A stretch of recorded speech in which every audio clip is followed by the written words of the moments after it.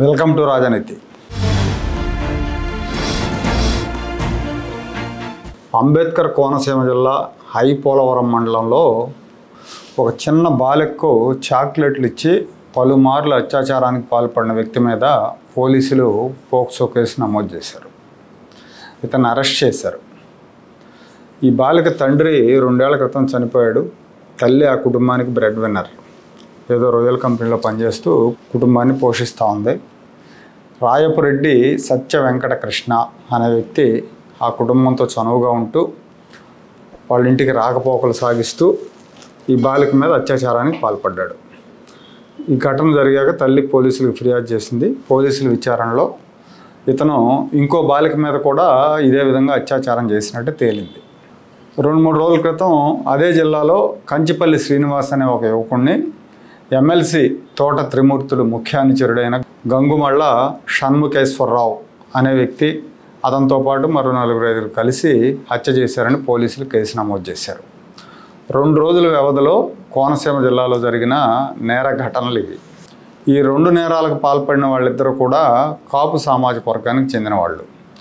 ఇక్కడ సామాజిక వర్గాల ప్రస్తావన ఎందుకు తీసుకొస్తున్నానంటే, నెల రోజుల క్రితం కందుకూరులో ఉమ్మడి ప్రకాశం నెల్లూరు జిల్లా ఇప్పుడు కందుకూరు నియోజకవర్గంలో ఒక మారుమూల విలేజ్లో ఒక కాపు ఒక కమ్మ యువకుడి మధ్య గొడవ జరిగి ఆ గొడవల నేపథ్యంలో ఈ కమ్మ యువకుడు కాపు యువకుడిని కారుతో ఢీకొట్టి చంపాడు.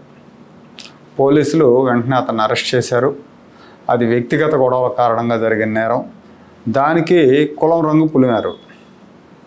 దాసరి రాము, వంగవీటి నరేంద్ర అనే 2 వ్యక్తులు కుల సంఘం పేరుతో కమ్మ వాళ్ళని దూషించారు. కాపులపై కమ్మ వాళ్ళు దాడి చేస్తున్నారని మాట్లాడారు. వ్యక్తిగత గొడవకు కులాలు ఆపాదించారు. కమ్మ కులానికి చెందిన వాళ్ళ మనోభావాలు దెబ్బతీసే విధంగా అసభ్యమైన కామెంట్లన్నీ చేశారు. అలాగే ఇదే తోట త్రిమూర్తులు, ఇప్పుడు తన మనుషులు ఎవరైతే ఒక యువకుడిని హత్య చేశారో అదే తోట త్రిమూర్తులు, ఆమంచి స్వాములను ఇంకో ఆయన, వీళ్ళంతా వెళ్ళి బాధితులను పరామర్శించి ఆ వివాదాన్ని ఫ్లేరప్ చేసే ప్రయత్నం చేశారు. దీనికి ప్రైమ్ 9, 99 టీవీలు ఆజ్యం పోసి రగిల్చే ప్రయత్నం చేశాయి. ప్రభుత్వం ఆ ఘటన మీద స్పందించింది. బాధిత కుటుంబానికి సాయం ప్రకటించింది. ఫాస్ట్ ట్రాక్ కోర్టు ఏర్పాటు చేసి విచారణ చేస్తామని చెప్పింది.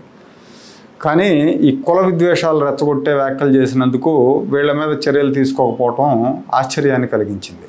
మరి ఇప్పుడు కోనసీమ జిల్లాలో కాపు కులానికి చెందిన వాళ్ళు క్రైమ్ చేశారు.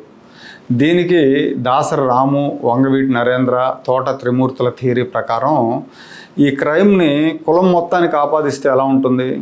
కాపులందరూ కూడా ఫీల్ అవుతారు.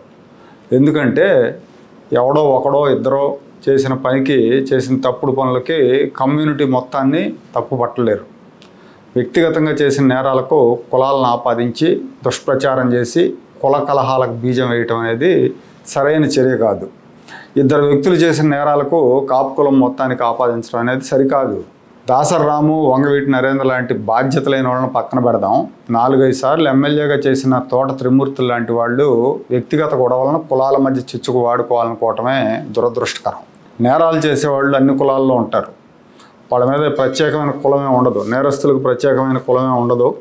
ఎవడో ఒకడు నేరం చేసినప్పుడు దాన్ని ఆ కులానికి మొత్తానికి ఆపాదించి ఆ కులపోళ్ళంతా దాడులు చేస్తున్నారని ప్రచారం చేయటం, రాజకీయ స్వార్థం కోసం కులాల మధ్య విద్వేషం రగిలించటం నాయకులుగా చెప్పుకునే వాళ్ళకి శోభనివ్వదు.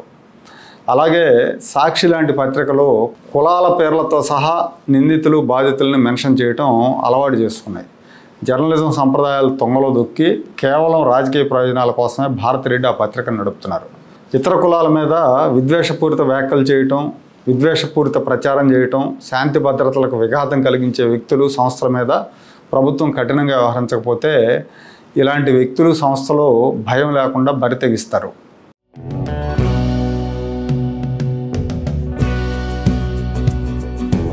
Like, share and subscribe to Rajaniti channel.